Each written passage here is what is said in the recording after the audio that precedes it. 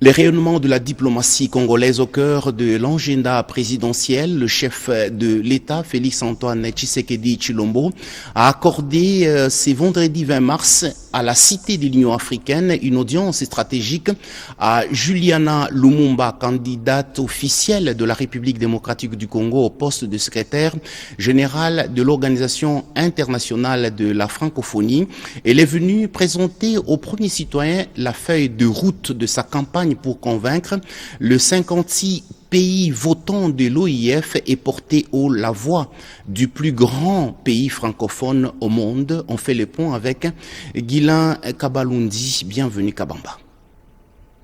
Après avoir été présentée ce jeudi aux diplomates francophones de Kinshasa, la candidate de la République démocratique du Congo au poste de secrétaire général de l'Organisation internationale de la francophonie, Juliana Amato Lumumba, a été reçue ce vendredi 20 mars 2026 à la Cité de l'Union africaine par le président de la République Félix-Antoine Tshisekedi Tshilombo.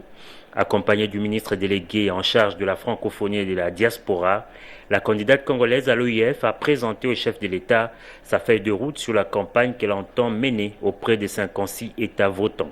Nous étions avec le ministre délégué pour parler de la feuille de route, de parler de nos atouts par rapport à tous les pays que nous devrions visiter. Nous avons 56 pays votants et donc nous allons nous déployer prioritairement dans ces pays et pour voir par rapport à l'Amérique, l'Afrique, l'Europe et l'Asie, les pays vers lesquels nous allons faire notre déploiement avec évidemment le lobbying qui va être fait sous l'égide des affaires étrangères et de la présidence. Avec ses 9 projets pour une francophonie neuve, la fille de la figure historique de l'indépendance de la RDC compte beaucoup sur la jeunesse, grande richesse congolaise, pour porter haut la candidature congolaise. Il y a beaucoup de jeunes parce que c'est notre plus grande richesse, prennent conscience et s'approprient ce message parce que c'est le message de la RDC et je suis sûr qu'avec l'aide de tout le monde, que nous ensemble, nous allons faire une francophonie unie, une francophonie plus forte, une francophonie qui est là. Et je suis sûr que la RDC, avec ses jeunes, avec ses gens, avec son courage, avec sa détermination, nous y arriverons et nous vaincrons. L'élection est prévue lors du 20e sommet de la francophonie en novembre 2026 au Cambodge. Entre-temps, la République démocratique du Congo va mener stratégiquement son lobbying auprès des États membres de l'OIF.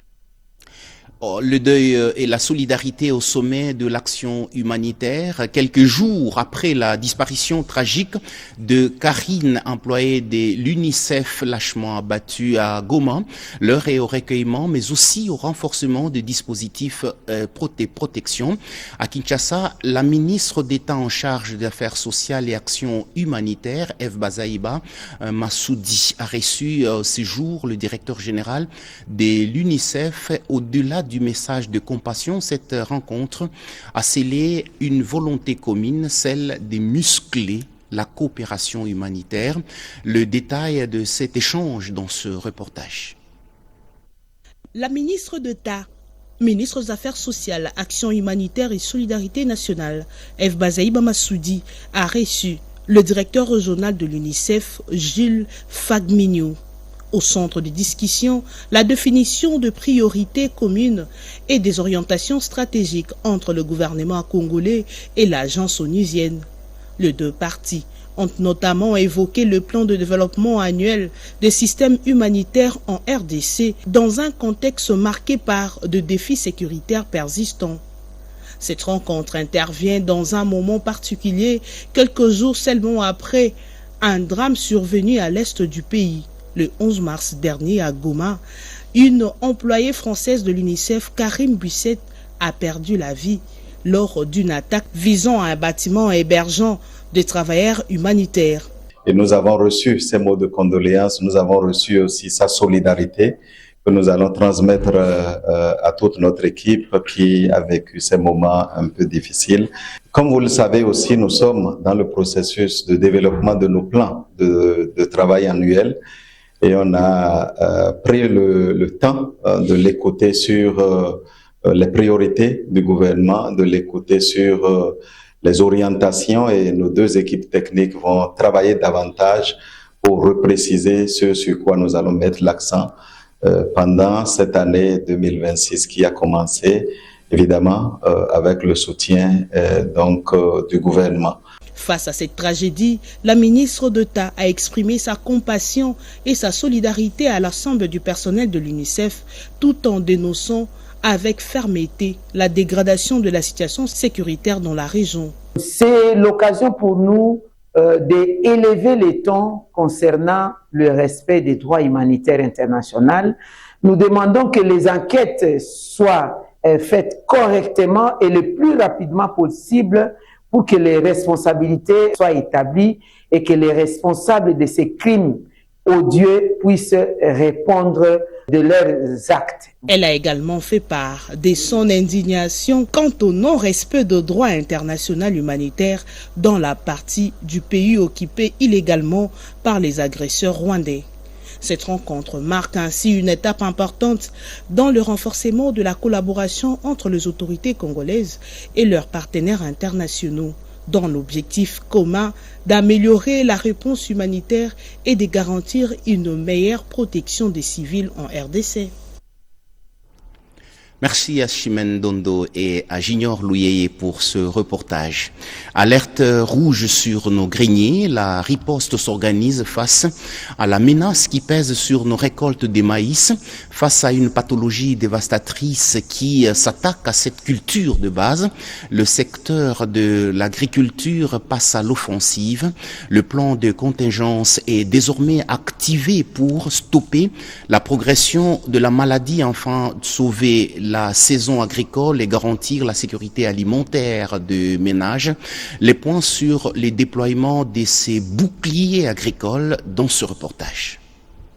Depuis son apparition en 2016, la chenille légionnaire d'automne dévaste non seulement tous les céréales et d'autres plantes, mais principalement le maïs. Elle s'est propagée dans la quasi-totalité du territoire national, causant d'importantes pertes agricoles. Les experts des ministères sectoriels et du Programme national du développement agricole ont, pendant 5 jours, élaboré un plan de contingence contre ce risque agricole. Emmanuel Kassongo, expert en gestion de risque de l'unité nationale de coordination du PNDA, explique que les pertes agricoles dues aux dégâts de la chenille légionnaire d'automne, les pertes agricoles sont évaluées à plus ou moins 45%. Et donc, arriver à élaborer un plan de contingence contre la chenille légionnaire veut dire préparer la phase avant la phase d'urgence, c'est arriver à mettre en place toutes les mesures qu'il faut lorsque l'urgence est activée ou déclenchée, comment s'y prendre, mais aussi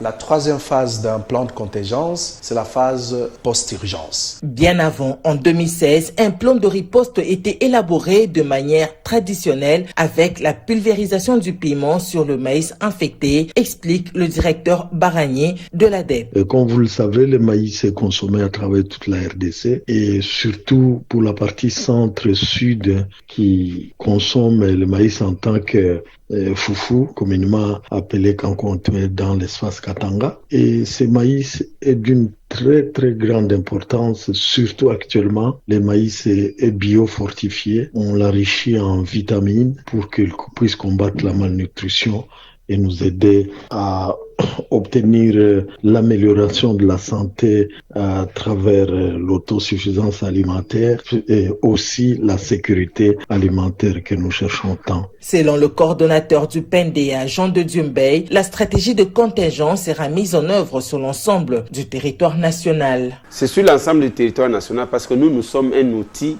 du gouvernement, du ministère de l'Agriculture. Donc le document que nous sortons à partir de l'atelier de Mbazangungu va être remis comme un résultat au ministre de l'Agriculture qui en fera bon usage. À noter que l'élaboration et la validation de ce plan de contingence contre la chenille légionnaire d'automne a été conçu du 2 au 7 mars 2026 à Mbanzangungu dans le Congo central grâce au PNDA et sera remis au ministère de l'Agriculture. Vers une gestion de l'électricité plus professionnelle et rigoureuse en République démocratique du Congo. C'est l'essence profonde du partenariat stratégique scellé ce jour sur le campus de l'École nationale de l'administration. L'arrêt, l'autorité des régulations du secteur de l'électricité et l'ENA, le fleuron de la formation de nos hauts cadres, ont signé un protocole d'accord objectif et c'est clair, mutualiser les expertises pour renforcer les capacités institutionnelles et doter le secteur de l'énergie, des gestionnaires publics de haut vol, le décryptage de cette alliance pour l'excellence avec Betty Amanikunda Bongo Mbomba. Une poignée de main suivie d'un engagement formel sur les campus de l'École nationale d'administration, un nouveau partenariat stratégique vient de voir le jour entre deux institutions clés de l'appareil étatique. D'un côté, l'autorité de régulation du secteur de l'électricité, garante de l'équilibre économique et financier du secteur énergétique, engagée dans la promotion de la compétitivité et l'ouverture au secteur privé. De l'autre, l'École nationale d'administration, creuset des formations des élites administratives portées par une vision d'excellence et d'innovation au service de l'action publique. La signature de ce protocole d'accord intervenu entre les directeurs généraux des deux institutions marque une volonté commune, seule de mutualiser les expertises, renforcer les compétences et accompagner les réformes dans un secteur aussi stratégique que celui de l'électricité. Cette collaboration, ces partenariats va améliorer la capacité d'exécution au sein de l'ARE, donc sa capacité à réaliser les missions qui lui sont assignées. Nous devons avoir une ingénierie qui permet de travailler, on va dire, à la chaîne. Et pour ça, il faut des procédures strictes, rigoureuses, transparentes, pour que nos bailleurs de fonds et nos investisseurs étrangers puissent avoir confiance en l'institution. À travers ce partenariat, l'ARE entend s'appuyer sur l'expertise académique de l'ENA pour consolider la régulation du secteur tout en favorisant l'émergence d'un capital humain qualifié. Pour l'ENA, cet accord s'inscrit dans sa vision de devenir un pôle de référence en Afrique, capable d'offrir des formations adaptées aux défis contemporains de gouvernance et de développement. Une séance de travail stratégique a réuni ce jour le ministre de l'économie numérique et l'inspecteur général de finances, chef de service de l'IGF au cœur des échanges, les déploiements imminents du schéma directeur de digitalisation de ces services d'élite. Objectif, armer l'IGF d'outils numériques de pointe pour déceler le flux suspect en temps réel et bétonner la patrouille financière, pilier de la lutte contre les détournements des fonds publics. Le détail de cette révolution numérique dans ce reportage. Plusieurs résolutions et recommandations ont été prises au cours de cette conférence régionale, comme le souligne la directrice exécutive de la conférence régionale de l'Organisation de communication de l'Afrique de l'Est. Cette rencontre régionale a permis de dégager des recommandations visant à améliorer la gestion des déchets électroniques, un défi majeur à l'ère du numérique, tout en mettant en avant les opportunités liées à l'économie circulaire. Si nous fournissons au monde des minerais stratégiques nécessaires à la transition numérique, nous avons également le devoir de mener la danse pour que les composants soient recyclés et réintégrés dans la chaîne de valeur, limitant ainsi l'impact environnemental de l'extraction minière. Une visite guidée a été organisée au centre de gestion des déchets de Bandalungwa. Question pour le participant de s'imprégner des réalités du terrain et des efforts déjà entrepris dans la capitale congolaise. Le président de l'ARPTC, Christian Katende, a insisté sur la nécessité de renforcer la régulation et la collaboration entre les acteurs du secteur. Il y a cette détermination forte de se mettre ensemble pour construire en fait une réglementation qui soit plus active sur la gestion des déchets électroniques, mettre en place des structures qui vont suivre cela, collecter les fonds nécessaires pour financer cette économie circulaire et veiller justement à ce qu'il y ait une prise de conscience réelle de la problématique des produits, des équipements électriques et électroniques. Il est question de faire de la gestion du déchet électronique un levier de développement durable à travers une action concertée entre États, institutions et partenaires. Vous venez de suivre là cette activité relative à la gestion de déchets et l'activité que nous venions d'annoncer, nous avions annoncé avant, vous suivrez cette activité dans nos prochaines éditions. Les renouveaux de l'ONATRA passent par la modernisation de ses infrastructures de base. Le port fluvial de Kinshasa sépare désormais d'un tout nouveau visage avec l'inauguration d'un bâtiment administratif moderne abritant plusieurs bureaux et ateliers stratégiques. C'est le directeur général de l'Office qui a présidé la coupure du ruban symbolique au nom du vice-premier ministre, ministre en charge du transport. Les images de cette cérémonie avec Pierre Mbouyou Saïdi. Gouverner, c'est prévoir, déclare un célèbre principe managérial. Et dans l'application sans faille de cette maxime universellement reconnue par tous, le directeur général de l'Office national des transports, Martin Lukusati Bangoupanu, a officiellement inauguré un nouveau bâtiment administratif au port fluvial de Kinshasa, situé sur le littoral du majestueux fleuve Congo. Rehaussé de la présence remarquée de certains administrateurs, des agents et cadres, aussi bien du département des ports et transports fluviaux que des ressources humaines, sans oublier des partenaires multilatéraux de l'ONATRA, représentant le vice-premier ministre en charge des transports. Cette symbolique cérémonie a permis à ces mandataires publics de procéder à la coupure du ruban symbolique et à la remise des clés aux heureux bénéficiaires. Belle opportunité pour ces derniers de motiver la construction de cette nouvelle infrastructure sur le bord du fleuve Congo. Gérer, c'est combiner les facteurs. Nous sommes en train de rémunérer tous les facteurs de production de l'entreprise. De la même manière que nous achetons des grues, des trains, nous améliorons nos ateliers. De la même manière, nous rémunérons les hommes, non seulement en salaire, mais en l'air de temps, des infrastructures qui leur permettent de travailler dans de bonnes conditions et nous donner un bon rendement. Nous avons un grand chantier derrière pour améliorer la nouvelle gare fluviale qui sera mixée en môle et qui va servir à ce que les bateaux viennent accoster ici, à Yamaloko, à l'aéroport. Comme on vous avait dit, nous sommes en train de faire des gares fluviales partout. Il convient de souligner que ce nouveau bâtiment, érigé au port fluvial de Kinshasa, permettra la relocalisation des 4 inspections du département des ports et transports fluviaux dans les différents bureaux administratifs et ateliers, a martelé le directeur général Martin Lukusa à l'issue de la visite guidée d'inspection qui a clôturé cette cérémonie d'inauguration de ces nouveaux bâtiments administratifs. Vers une route plus sûre et une circulation plus fluide en République démocratique du Congo, la lutte contre les embouteillages et la réduction drastique du taux d'accidents sont désormais au cœur de l'offensive menée par la Commission nationale des préventions routières. C'est jeudi 19 mars, la présidente par intérim de la Commission, Huguette Ngana Simba, a donné le coup d'envoi de la deuxième session de formation des inspecteurs routiers, les points sur ces renforcements de capacité avec Rodé Panda.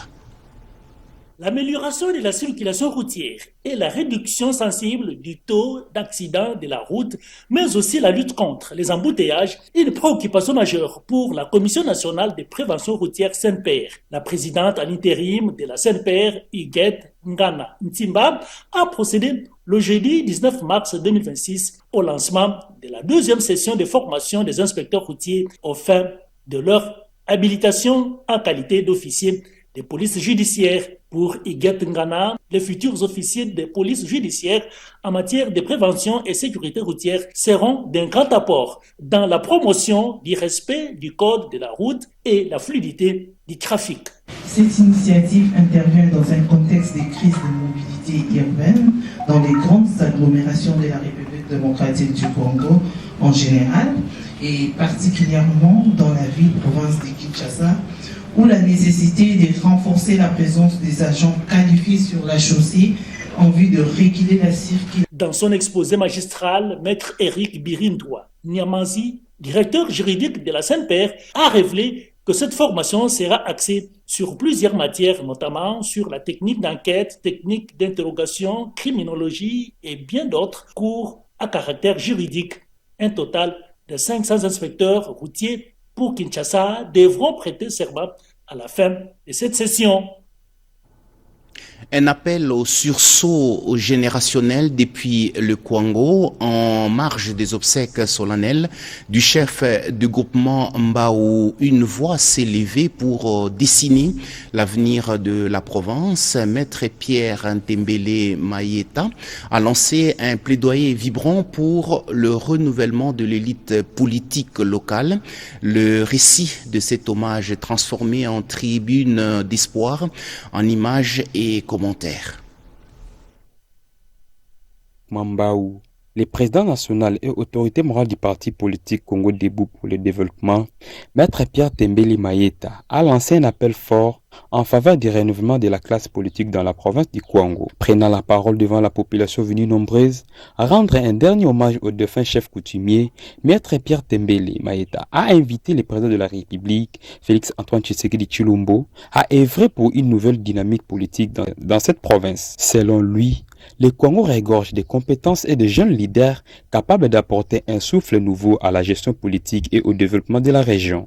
Pour l'autorité morale du parti, le renouvellement de la classe politique constitue un levier essentiel pour répondre efficacement aux attentes de la population et impulser un véritable développement local. Il a souligné que l'heure est venue de promouvoir une gouvernance fondée sur la responsabilité, la compétence et l'engagement en faveur de l'intérêt général. Profitant de l'occasion du mois de mars consacré à la promotion des droits de la femme, la présidente de la Ligue des femmes du Parti Congo Debout pour le développement a procédé à une remise symbolique de pannes aux femmes du parti et de la communauté. Ces gestes visent à encourager, soutenir et valoriser les femmes pour leur rôle essentiel dans la famille et dans le développement de la société. Conformément à la vision du président national et autorité morale du parti, Pierre Ntembele Mayeta, qui place la promotion de la femme au cœur de ses actions. En ces mois de mars dédiés aux droits des femmes, le personnel féminin de l'inspection générale de la police s'est plongé dans une session d'immersion stratégique. Objectif de ces journées dédiées ou redéfinir et renforcer le rôle crucial de la femme au sein des forces de l'ordre entre rigueur opérationnelle et intégrité républicaine. Une immersion totale pour ces gardiennes de la loi qui entendent marquer de leur empreinte d'excellence de la police de proximité. Le récit de cette mobilisation avec Cédric Kenina. Clap de fin pour cet atelier dédié aux femmes de la police nationale congolaise. À l'inspection générale, elles ont pris toute la mesure de leur rôle et affiché leurs ambitions. Durant plusieurs jours, ces femmes engagées au sein de la PNC ont réfléchi sur une thématique forte, leurs droits et leur apport dans les forces de l'ordre. Un cadre d'échange soutenu notamment par la composante police de la MONUSCO. Cette activité intervient dans un contexte marqué par la volonté des plus hautes autorités de la République de promouvoir l'égalité des chances et de renforcer la participation des femmes dans tous les secteurs de la vie nationale, y compris dans les services de sécurité. Au-delà des mots, des engagements, plusieurs activités sont annoncées pour accompagner ces femmes, qu'elles soient en uniforme ou dans l'administration. La journée de réflexion qui nous a réunis ce jour s'inscrit dans cette dynamique nationale visant à promouvoir une société plus équitable, plus inclusive et plus respectueuse des droits fondamentaux. Les travaux de cette journée permettront de formuler les recommandations pertinentes susceptibles d'éclairer l'action publique et de renforcer les initiatives déjà engagées en faveur de l'égalité de genre. Un message clair en ces mois dédiés aux droits des femmes au sein de la PNC. Les femmes ne comptent plus faire de la figuration. Elles veulent peser, agir et diriger. Sous les projecteurs du salon bleu de l'immeuble intelligent, une session des hautes portées stratégiques vient de se clôturer. Les femmes et jeunes femmes du Comité national de désarmement et de la sécurité internationale ont bénéficié d'un programme intensif de renforcement de capacités. Le récit de cette journée avec Christine Lenzo et Raphaël Sadi. C'est en marge de la célébration de la Journée internationale de la femme que le Comité national de désarmement et sécurité internationale CNDCI a organisé cette journée d'échange avec les femmes de sa structure pour leur faire comprendre l'importance de l'autonomisation, aussi renforcer leurs capacités en matière de droits et la promotion du statut des femmes dans leur milieu professionnel, comme l'explique Kenneth Enim Ampi, chef administrative. Le Comité national du désarmement et de la sécurité internationale voudrait déjà positionner ces femmes, a eu le souci de renforcer les capacités de ces femmes pour qu'au moment venu, lorsque on serait en train de vouloir rechercher l'expertise, que l'expertise féminine du CNDC, donc du Comité national du désarmement et de la sécurité internationale, soit aussi dans le rang de celles appréciées et recherchées au niveau national. Parmi les sujets abordés, l'impact de la journée du 8 mars face aux violences envers les femmes en milieu professionnel et ce qu'il faudra faire pour garantir effectivement les droits et autonomiser durablement toutes les femmes du CNDCI. La formation permanente figure parmi les solutions lesquelles relèveront leur niveau pour acquérir une expertise recherchée au niveau international. Rappelons par ailleurs que le CNDCI existe depuis 2011 et compte de nos jours près de 200 femmes. Le mois de la femme en République démocratique du Congo ne laisse personne au bord du chemin. Sous le haut patronage du chef de l'État, Félix-Antoine Tshisekedi Tshilombo, les projecteurs se sont braqués sur une catégorie des citoyennes dont la résilience force l'admiration, les femmes vivant avec handicap. À Kinshasa, la ministre des Tutelles a transformé la commémoration du 8 mars en un véritable forum d'autonomisation. Le récit de cette journée d'équité avec Betty Amani Kunda. Invisible hier, déterminé aujourd'hui, les femmes vivant avec handicap refusent désormais la marginalisation et revendiquent leur place dans la société. En République démocratique du Congo, la Journée internationale des droits de la femme, célébrée le 8 mars, se poursuit durant tout le mois, dédiée à la promotion des droits de la femme. Dans cette dynamique, et conformément à la vision du président de la République, Félix-Antoine Tshisekedi Tshilombo, celle de ne laisser personne de côté, le ministère en charge des personnes vivant avec handicap, sous l'impulsion des maîtres Irène et Sambodiata, a organisé une journée d'échange dédiée à ces femmes.